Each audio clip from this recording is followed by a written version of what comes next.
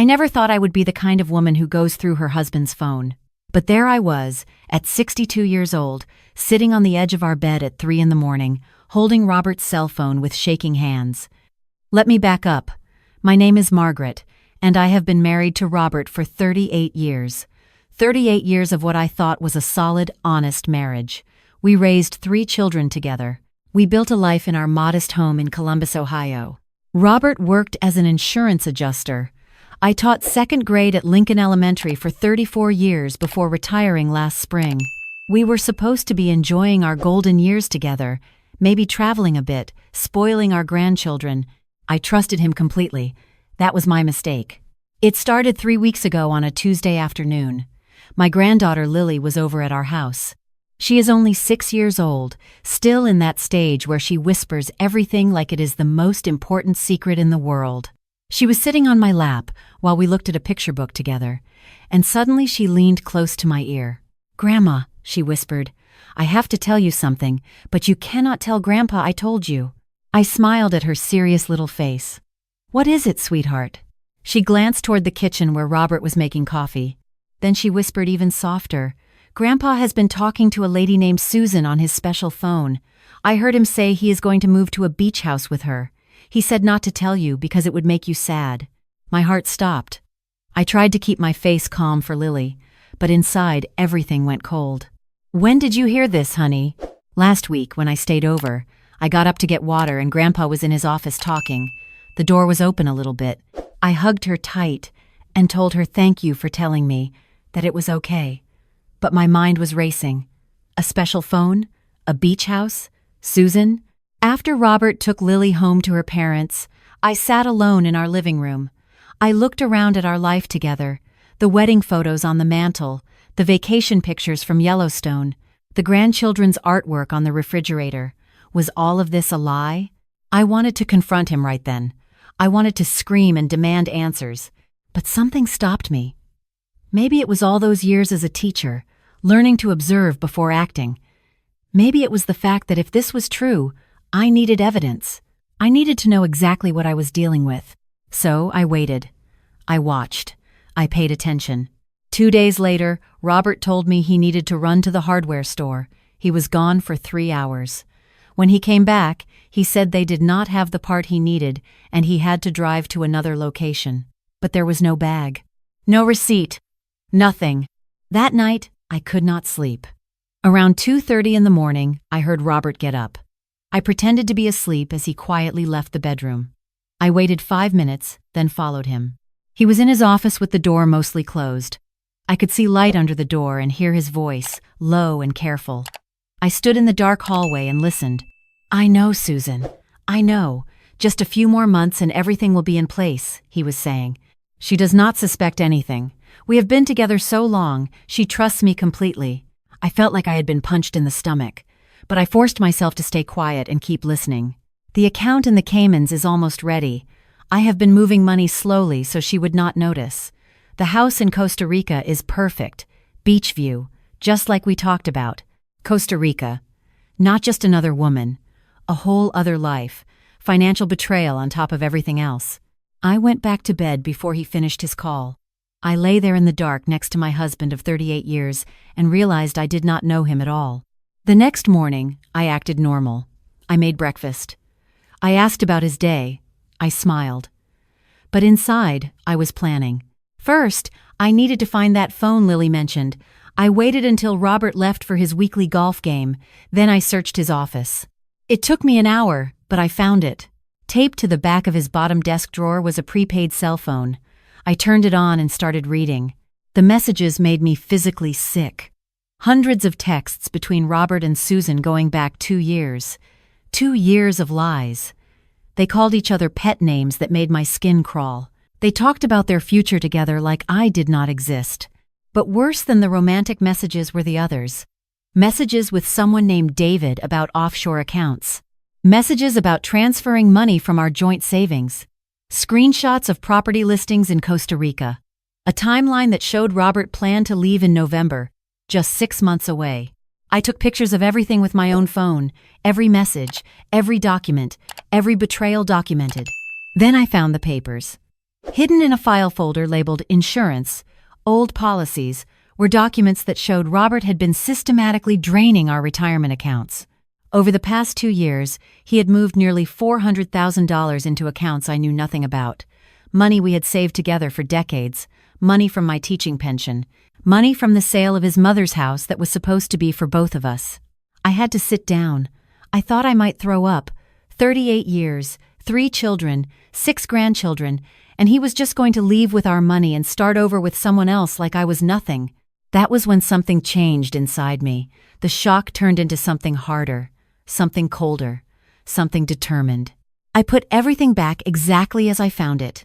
I made sure Robert never knew I had discovered any of it. And then, I made some calls. My best friend Carol had gone through a difficult divorce 5 years ago. She gave me the name of her attorney, a woman named Patricia Morrison who had a reputation for being tough and thorough. I called Patricia that same afternoon. The next day, I met with Patricia at her office. I brought all the photos I had taken. I showed her everything. She looked through it all with a calm, professional expression that never changed, even when I was crying and shaking. "Margaret," she said finally, "what your husband is doing is not just morally wrong, it is legally fraud. He has been misappropriating marital assets. We can not only stop him, we can make sure you get what you are entitled to and then some." "What do I do?" I asked. "First, we document everything. Second, we freeze the accounts before he can move any more money. Third, we file for divorce and hit him with everything we have. But you need to act quickly and you need to stay calm. Can you do that?" I nodded. I spent 34 years managing second graders. I know how to stay calm when someone is misbehaving. Patricia smiled. It was the first time I had smiled in days. Over the next week, Patricia worked fast. She had investigators verify the offshore accounts. She had forensic accountants trace every dollar Robert had moved. She filed emergency motions to freeze all our joint accounts and prevent Robert from accessing them. But I still had to live with him. I still had to sit across from him at dinner and pretend everything was fine. It was the hardest acting I have ever done. Robert noticed something was different. "You seem quiet lately," he said one night. "Are you feeling okay?" I wanted to scream at him. I wanted to throw dishes. But instead I just smiled and said, "Just tired, honey. Thinking about maybe planning a trip for us. We should do something special before winter." His face got a strange look for just a second. "Guilt, maybe. Or calculation." "That sounds nice," he said. "We should definitely do that." Liar. We both knew he would be gone before winter. Patricia told me she had everything ready. "We are serving him tomorrow at his office," she said. "I want him to receive the divorce papers and the emergency restraining orders on his accounts all at once, away from your home. You should stay with a friend that night. Things might get ugly." I packed a bag and went to Carol's house. At 2 o'clock the next afternoon, my phone rang. It was Robert. "What the hell did you do?" he shouted. "There are lawyers here, Margaret. They are saying I stole money. This is insane." "It is not insane, Robert," I said quietly. "I know about Susan. I know about Costa Rica. I know about the accounts. I know everything." There was silence on the other end of the line. "How long have you known?" he finally asked. His voice was different now. Smaller, long enough to protect myself, long enough to make sure you cannot take what is mine. "Margaret, we can talk about this." "Let me explain." "Explain what? That you spent 2 years planning to abandon me and steal our retirement money? That you have been living a double life?" "No thank you, Robert. My lawyer will be in touch." I hung up. That night, sitting at Carol's kitchen table, I cried harder than I had ever cried in my life, not just for the marriage ending, but for the betrayal, for the realization that the man I thought I knew was a complete stranger, for the 38 years that suddenly felt like a lie. But I also felt something else, something like relief, like freedom, like I had taken back control of my life. The legal battle took 4 months. Robert hired his own attorney and tried to claim the offshore accounts were for our future and that he never intended to leave. But the text messages told a different story. The messages where he and Susan discussed watching me figure it out when I discovered he was gone. The messages where they laughed about me being clueless. Patricia destroyed him in court. The judge was a woman in her 50s who looked at the evidence with increasingly cold eyes. When Robert's lawyer tried to argue that the money transfers were legitimate financial planning, she cut him off. "Counselor, I have read these text messages. Your client was engaging in deliberate fraud and planning to abandon his wife with no support. This is one of the clearer cases of marital asset dissipation I have seen. Your client is lucky Mrs. Peterson is not pressing criminal charges." In the end, I got the house.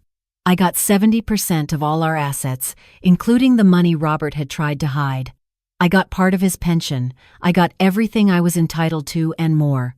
Robert had to cancel his Costa Rica plans. He had to explain to Susan that there was no money for their beach house dream. According to Carol, who heard it from her neighbor who knows Susan's sister, Susan left him within a month of finding out he was broke. As for Robert, he moved into a small apartment across town. He tried to call me several times, but I never answered. There was nothing left to say. The divorce was finalized 2 weeks before what would have been our 39th anniversary. The day the final papers came through, I sat in my kitchen with a cup of tea and looked around my house. My house now. Not ours, mine. My daughter Jennifer came over that evening with my grandchildren. Lily climbed into my lap like she always does. "Are you sad, Grandma?" she asked. "No, sweetheart," I told her. "I am not sad. I am going to be just fine." And I meant it. In the months since, I have started to rebuild. I joined a book club. I started taking watercolor painting classes. I went on a trip to Maine with Carol and 2 other friends from my teaching days. I spent real time with my children and grandchildren without having to worry about Robert's schedule or mood. I am not going to lie and say it has been easy. There are hard days. Days when I miss the idea of what I thought my marriage was. Days when I feel angry all over again. Days when I wonder how I missed the signs for so long. But mostly, I feel grateful. Grateful that Lily overheard what she did and had the courage to tell me. Grateful that I found out before Robert disappeared with everything we had built. Grateful that I had the strength to fight back instead of just accepting it. I am 63 now. Robert is 65. He thought he was going to ride off into the sunset with a younger woman and our money and leave me with nothing. Instead, I have my home, my independence, and my self-respect.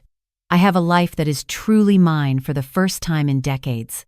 I can make my own choices, spend my own money, plan my own future. Robert has an apartment and regrets. Sometimes people ask me if I ever think about forgiving him. The truth is, I do not spend much time thinking about him at all anymore. Forgiveness is not really the point. The point is that I survived. I fought back. I won.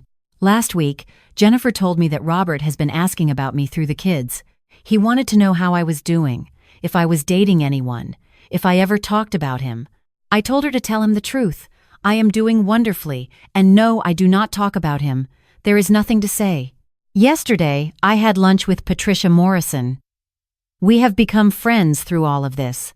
She told me that more than half of her divorce clients are women over 55 who discovered their husbands had been planning to leave. "You handled it better than most," she said. "You kept your head. You gathered evidence. You protected yourself." "I had a good lawyer," I told her. "You were a good client. You were strong." Strong. I like that word. I am strong. Stronger than I thought I could be. This is not the retirement I imagined when Robert and I used to talk about growing old together. It is not the ending I thought our story would have. But it is my story now, mine alone, and I get to write the next chapter however I want. That 6-year-old little girl who whispered a secret in my ear saved my life. She gave me the chance to save myself before it was too late. Sometimes the biggest betrayals come from the people we trust most.